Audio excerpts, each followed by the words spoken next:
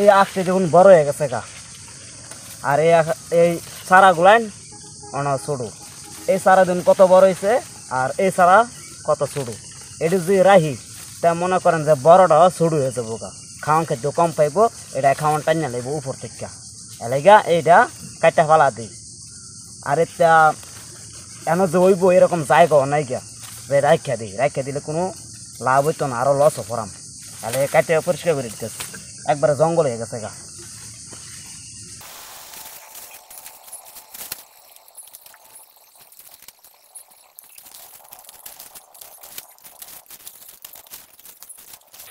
একটা ঘোড়াতে দেখুন, একটা ঘোড়াতে কতলা চারা কাটছি।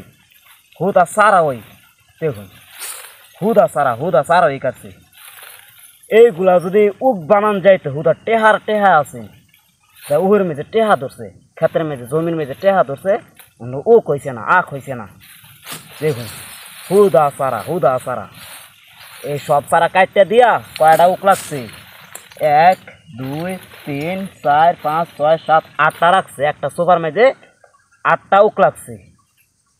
আর যদি সবগুলান রাখতাম তা তো মনে করেন এক বছরই লাখ প্রতি যেতাম গা।